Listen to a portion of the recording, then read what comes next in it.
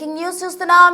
Israel America Iran యుద్ధం start అయ్యి ఇప్పటికీ రోజులు గడుస్తున్నప్పటికీ కూడా యుద్ధం తీవ్ర రూపం దాలుస్తుంది కానీ తగ్గుముఖం పట్టని పరిస్థితి నెలకొంది. అటు పశ్చిమాసియాలో యుద్ధం కారణంగా అట్టుడికి పోతున్న సిచ్యువేషన్ నెలకొందనే చెప్పాలి. ఇప్పటికే ఇరాన్ దాడులు ప్రతి దాడులతోటి మొత్తంగా కూడా తెగబడుతున్న పరిస్థితి నెలకొంది. ప్రపంచంలోనే అతిపెద్ద ఎల్ఎన్జి క్షేత్రమైన ఖతర్లో ఉన్న రజ్లఫాన్ పై ఇరాన్ దాడులకు తెగబడింది. ఇప్పటికే అటు గల్ఫ్ దేశాలన్నీ కూడా ఇరాన్ పై తీవ్ర అసహనం వ్యక్తం చేస్తూ ఉన్నాయి. సౌదీ, ఖతర్, కువైట్ లక్ష్యంగా అతిపెద్ద దాడులకు తెగబడుతుంది ఇరాన్.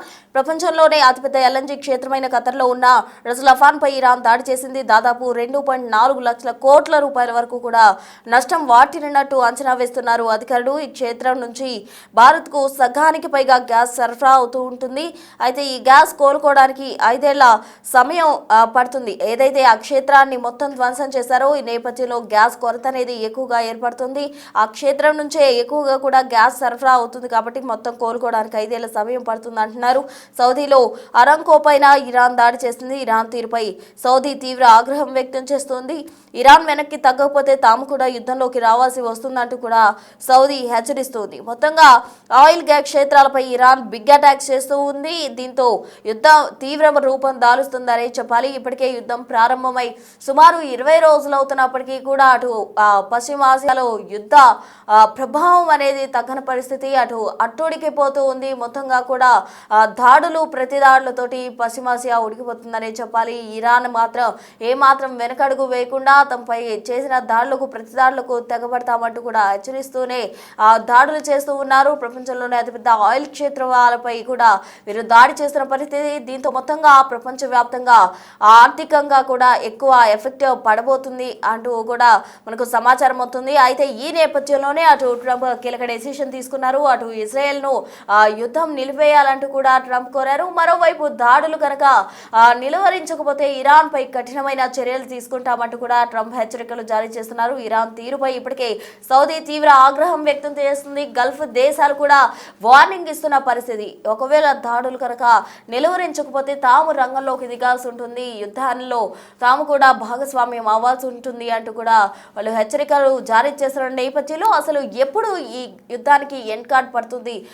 ఇరాన్ దిగొస్తుందా? ఇజ్రాయెల్ తమ దాడులు ఆపేస్తుందా? అమెరికా ఎటువంటి డెసిషన్ తీసుకోబోతుంది? ఇప్పటికే ఆయిల్ కి సంబంధించిన క్షేత్రం ధ్వంసం అవడంతో ఎక్కువగా ప్రపంచ దేశాలపై భారం పడనున్న నేపథ్యంలో ట్రంప్ కీలక డెసిషన్ తీసుకున్నారు. అటు గల్ఫ్ దేశాలకు సంబంధించి వారంతా కూడా ఆగ్రహం వ్యక్తం చేస్తున్నారు. సౌదీ, ఖతర్ అలాగే కువైట్ లక్ష్యంగా అతిపెద్ద దాడులకు తెగబడింది ఇరాన్. ప్రపంచంలోనే అతిపెద్ద ఎల్ఎన్జి క్షేత్రమైన సౌదీలో ఉన్న రజ్లఫాన్ పై, ఖతర్లో ఉన్న రజ్లఫాన్ పై ఇరాన్ దాడి చేస్తుంది. ఒకసారి మనం బిగ్ టీవీ స్క్రీన్ పై గమనించవచ్చు యుద్ధ వాతావరణానికి సంబంధించిన విజువల్స్ అన్ని. ఆ విజువల్స్ లో ఏముందో ఒకసారి స్పాట్ చూద్దాం.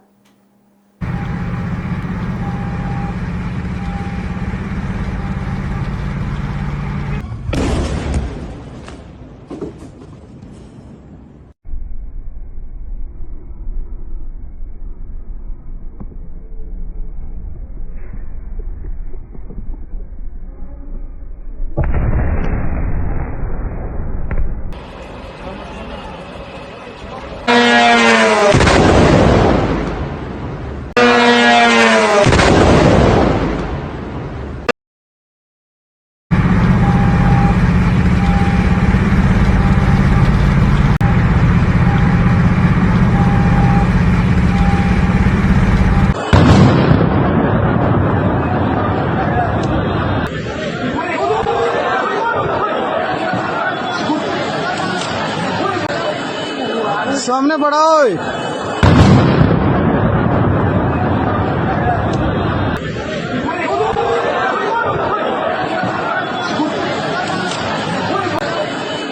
مساء الفل للناس الكل، ليلة من الليالي الكرة، سيداتي آنسات.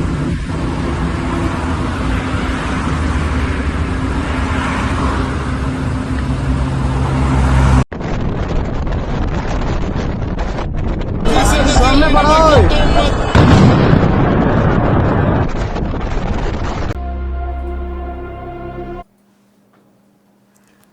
చూస్తూ ఉన్నాం. ప్రపంచంలోనే అతిపెద్ద క్షేత్రమైన రాజ్లఫాన్ పై ఇరాన్ దాడి తెగబడింది. ఇప్పటికే సౌదీ ఇరాన్ తీరుకు సంబంధించి తీవ్ర ఆగ్రహం వ్యక్తం చేస్తుంది. ఇరాన్ వెనక్కి తగ్గకపోతే తాము కూడా యుద్ధంలోకి దిగాల్సి ఉంటుంది అంటూ కూడా హెచ్చరికలు జారీ చేస్తుంది. మొత్తంగా ఇరాన్, ఇజ్రాయెల్, అమెరికా యుద్ధానికి సంబంధించి ఎన్ కార్డ్ అనేది ఎప్పుడు పడుతుంది, దీనివల్ల చాలా నష్టం వాటిల్లింది. అటు ప్రపంచ దేశాలపై కూడా ఆర్థిక భారం ఎక్కువగా పడనున్న నేపథ్యంలో అంతా దీనికి ఎన్ కార్డ్ ఎప్పుడు పడుతుంది అంటూ కూడా ఎదురు చూస్తున్న పరిస్థితి. తాజా సిచ్యువేషన్ అందించేందుకు మా ప్రతినిధి శివ ఢిల్లీ నుంచి సిద్ధంగా ఉన్నారు. శివ, చెప్పండి, మొత్తంగా ఆయిల్ గ్యాస్ కొరతతో అటు ఇప్పటికే ప్రపంచ దేశాలు కూడా ఎఫెక్ట్ అవుతున్నాయి. ప్రపంచ దేశాల్లోనే అత్యంత పెద్దమైన క్షేత్రం పై ఇరాన్ దాడి చేయడం జరిగింది. రాజ్లఫాన్ పై దాని నుంచి భారతదేశానికి కూడా 20% వరకు కూడా ఎగుమతులు అవుతున్న క్రమంలో ఇప్పుడు ఆ దాడి ఎంత ఎఫెక్ట్ చూపబోతుంది, ఎలా ఉండబోతుంది అసలు?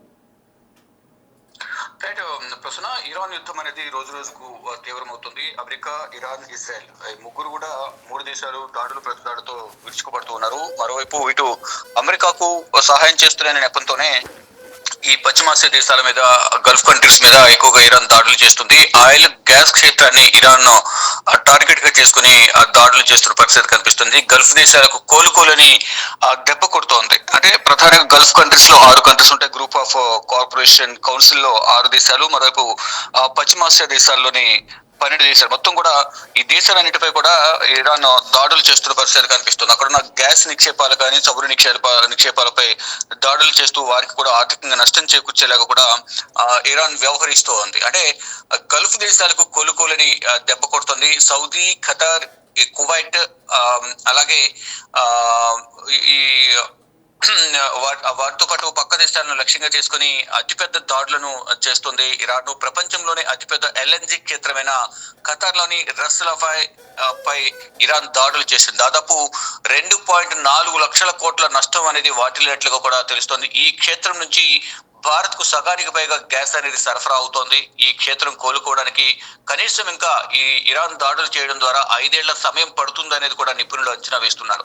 సౌదీలో అరామ్కో పైన ఇరాన్ కు దాడి చేసింది. ఇరాన్ తీరుపై సౌదీ తీవ్ర ఆగ్రహం వ్యక్తం చేస్తుంది. ఇరాన్ గనక వెనక్కి తగ్గకపోతే తాము కూడా యుద్ధంలోకి రావాల్సి వస్తుందని కూడా సౌదీ యొక్క హెచ్చరికను కూడా జారీ చేసింది. ఇప్పటి వరకు మేము చూస్తూనే ఉన్నాం, కానీ మీరు వెనకడుగు వేయకపోతే మాత్రం ఇంకా దాడులు చేయాల్సి వస్తుంది అనేది కూడా ప్రధానంగా సౌదీ కూడా ఈ ఇరాన్ కు హెచ్చరికలు కూడా జారీ చేసింది. అంటే ఇజ్రాయెల్ ఉత్తర విద్యుత్ గ్రిడ్ పైన కూడా ఇరాన్ దాడులు చేసింది. లక్షల మంది షెల్టర్లలోకి వెళ్ళిపోయారు ఈ దాడుల వల్ల. ఇక సౌత్ ఫోర్స్ గ్యాస్ క్షేత్రంపై కూడా ఇజ్రాయెల్ దాడితో ఇరాన్ ప్రతీకారం తీర్చుకుంటుంది. ఇక ప్రపంచ దేశాల్లో ఇరాన్ దాడులతో తీవ్ర కలకలం రేపుతోంది. ఇటు ప్రపంచ దేశాలు ఇరాన్ తో పాటు అమెరికా, ఇజ్రాయెల్ చేసే దాడుల వల్ల ప్రపంచ దేశాలపై దీని ప్రభావం పడుతుంది. దీని ద్వారా మొత్తం తీవ్ర ఆందోళన అయితే ప్రజల్లోనూ, దేశాధినేతల్లోనూ నెలకొంది. ఇక $118 చమురు ధర అనేది తగ్గినట్లుగా తెలుస్తోంది. ప్రపంచ స్టాక్ మార్కెట్లు భారీగా పతనం అవుతున్నాయి. ఈ యుద్ధం వల్ల స్టాక్ మార్కెట్లు కూడా భారీగా పతనం అవుతున్నట్లుగానే అర్థమవుతుంది. ఇక పశ్చిమాసియాకు ఈ అమెరికా సైనికుల తరలింపు అనేది కొనసాగుతుంది. ఇరాన్ దాడులను సౌదీ, UAE, ఇరాన్ ఖండించాయి. దౌత్యవేత్తలను ఖతార్ బహిష్కరించింది. ఇక పలు దేశాల నేతలతో ప్రధాని నరేంద్ర మోడీ కూడా మాట్లాడుతున్న పరిస్థితి కనిపిస్తుంది. యుద్ధం మొదలైనప్పటి నుంచి కూడా ఇటు పశ్చిమాసియా దేశాలు కూడా ఎఫెక్ట్ గురవుతున్న నేపథ్యంలో అక్కడ ఉన్న భారతీయుల భద్రతను దృష్టిలో ఉంచుకుని ఆ దేశ అధినేతలు ఫోన్ చేసి వారి యోగక్షేమాలు కనుక్కొని వారితో పాటు అక్కడున్న భారతీయులకు రక్షణ కల్పించాలంటూ కూడా దేశ అధినేతలకు, ఆ దేశ రాజులకు అందరికి కూడా ప్రధాని నరేంద్ర మోడీ ఫోన్ చేసి వివరాలను ఆరాధిస్తున్న పరిస్థితి కనిపిస్తోంది. అంటే ఇటు స్టాక్ మార్కెట్లు రోజు రోజుకు యుద్ధం వల్ల పతనం అవుతూ ఉన్నాయి. ఇటు భారత్ లోనే ఒక్క రోజులో 12.87 లక్షల కోట్ల సంపద ఆవిరైనట్లు కూడా తెలుస్తోంది. స్టాక్ మార్కెట్లు పతనం అవడం వల్ల. మరోవైపు పశ్చిమాసియాకు వేల మంది సైనికులను అమెరికా పంపిస్తున్నట్లుగా కూడా కొంత సమాచారం అయితే అందుతుంది. ఇక మొత్తం యుద్ధం అనేది మొదలైతే మాత్రం ఎంత కాలం కొనసాగుతుందనే ఆందోళనలు కూడా పెరుగుతున్నాయి. ఇప్పటికీ అంతర్జాతీయంగా చమురు సరఫరాకు అంతరాయం కలుగుతున్న నేపథ్యంలో చమురు క్షేత్రాలపై మరింత వణుకు పుట్టిస్తున్న ఈ దాడులు అనేది కూడా. ఇక డ్రోన్లు, క్షిపణులు మోత మధ్య శుక్రవారం రంజాన్ జరుపుకోవడానికి గల్ఫ్ దేశాలు సిద్ధమైనట్లు తెలుస్తుంది. అంటే ఇప్పుడు రంజాన్ మాసం, అందులోనూ ముస్లింలకు పవిత్ర పండుగైన రంజాన్ కూడా ఈ రోజు పండుగ అనేది జరుపుకోవాల్సి ఉంది. కానీ ఈ బాంబుల మోతల మధ్యనే ముస్లింస్ అంతా కూడా ఆ గల్ఫ్ కంట్రీస్ లో ఉన్న ముస్లింస్ అందరూ రంజాన్ వేడుకలు జరుపుకోవాల్సిన పరిస్థితులు ఏర్పడ్డాయంటూ కూడా చెప్తున్నారు. యుద్ధం ప్రారంభమయ్యాక తొలిసారి ఉత్తర ఇరాన్ పై ఇజ్రాయెల్ దాడులకు దిగినట్లు తెలుస్తుంది. కాస్పియన్ సముద్రంలో నౌకలు, పోర్టు, కమాండ్ కేంద్రంగా ఈ దాడులు చేశామనేది ప్రధానంగా వారు చెప్తూ ఉన్నారు. ఇరాన్ లో మరింత లోతుల్లోకి వెళ్లి దాడులు చేస్తున్నామని అమెరికా చీఫ్ ఆఫ్ స్టాఫ్ వెల్లడించారు. అంటే ఇప్పుడు ప్రధానంగా ఇరాన్ గనక వెనకడుగు వైపోతే డైరెక్ట్ గా మేమే రంగంలోకి దిగాల్సి వస్తుంది అనేది నిన్ననే అమెరికా అధ్యక్షుడు డొనాల్డ్ ట్రంప్ తెలియజేశారు. దానిలో భాగంగానే సైన్యాన్ని హార్మోజ్ జలసంధి వైపు మళ్లించడం అని, మోహరించడం, భారీగా సైన్యాన్ని దించడం, లోతుల్లోకి వెళ్లి మరి దాడులు చేస్తామనేది అమెరికా తెలుపుతోంది. దానిలో భాగంగానే ఇరాన్ భవిష్యత్తు అమెరికా సైన్యం చేతిలో ఉందంటూ కూడా రక్షణ మంత్రి పీట్ హెగ్సెట్ హెచ్చరికలు జారీ చేశారు. మరోవైపు ఏదైతే ఇజ్రాయెల్ అమెరికా దాడుల నేపథ్యంలో ఇరాన్ కూడా ప్రతీకార దాడులకు దిగుతుంది. దానిలో భాగంగానే నిన్న రక్షణ మంత్రి ఉన్న ప్రాంతాన్ని, మరోవైపు విదేశాంగ శాఖ మంత్రి ఉన్న ప్రాంతాన్ని కూడా టార్గెట్ గా చేసుకుని డ్రోన్లను ప్రయోగించారు.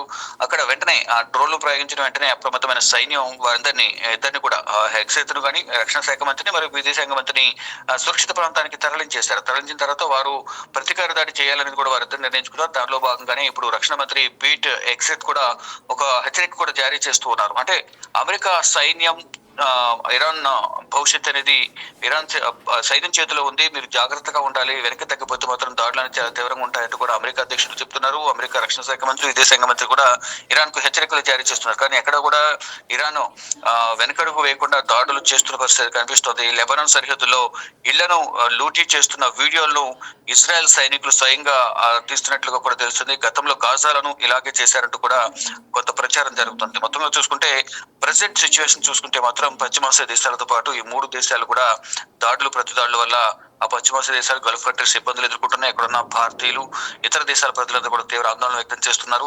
ఈ యుద్ధం వల్ల ప్రపంచ దేశాలను కూడా తీవ్ర ప్రభావానికి గురవుతున్నాయి. దీని ద్వారా నిత్యావసర ధరలు పెరగడం కానీ, గ్యాస్, మరోవైపు ఈ క్రూడ్ ఆయిల్స్ చమురు ధరలు అనేవి కూడా భారీగా పెరిగే అవకాశం ఉన్నట్లు కూడా తెలుస్తోంది. కానీ ఇక్కడ ఎప్పటికప్పుడు భారత ప్రభుత్వం సమీక్షలు నిర్వహిస్తోంది. అక్కడ ఉన్న అధికారులతో కానీ గ్యాస్ ని మరోవైపు చమురుకు సంబంధించిన నిల్వలు ఇక్కడికి భారత్ తీసుకొచ్చేందుకు ప్రయత్నాలు చేస్తుంది. కొరత అనేది లేకుండా భారతీయులకు అందించాలనేది భారత ప్రభుత్వం భావిస్తుంది. ఇక ప్రజెంట్ సిచ్యువేషన్ చూసుకుంటే కనుక 21వ రోజు, అంటే 28న యుద్ధం ప్రారంభమైంది. ఈ రోజు 28న ప్రారంభమైంది. ఈ రోజు 20వ తేదీ, అంటే ఈ రోజు 21వ రోజు యుద్ధం అనేది కొనసాగుతుంది. దాడులు ప్రతిదాడులతో మాత్రం ఈ ప్రభావం అనేది ప్రపంచ దేశాలపై పడుతుందనేది నిపుణులు చెబుతున్నారు. ప్రస్తుతం రైట్ శివ, థ్యాంక్ యూ.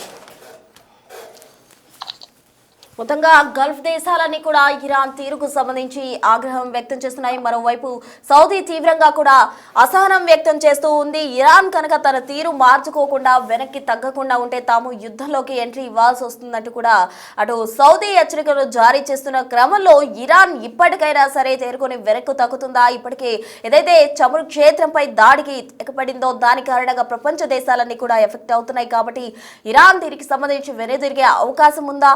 దాడులు ఆపే అవకాశం ఉందా? అటు ఇజ్రాయెల్, అమెరికా కూడా యుద్ధంను ఆపేందుకు ప్రయత్నాలు చేస్తున్నాయా? ఎలా ఉండబోతుంది అన్న వివరాలు వేచి చూడాలి.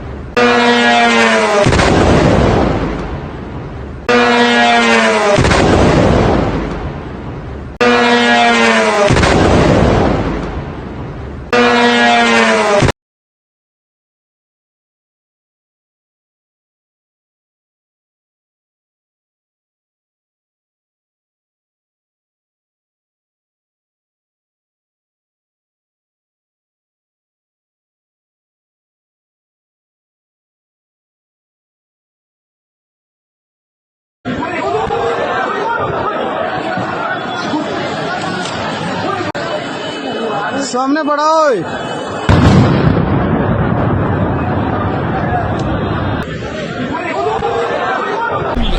ليلة من الليالي الكرة. سيداتي آنساتي سادتي أينما كنتم طابت أوقاتكم، مرحبا بكم، مساء الفل الناس الكل.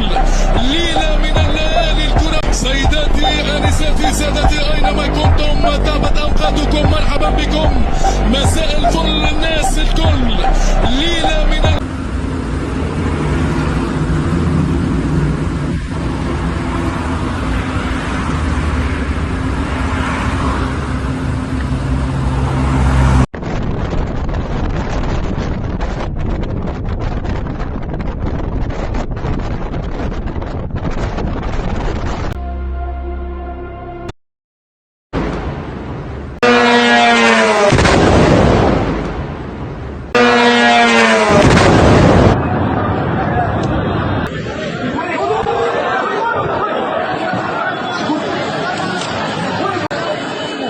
सामने पड़ा ओए।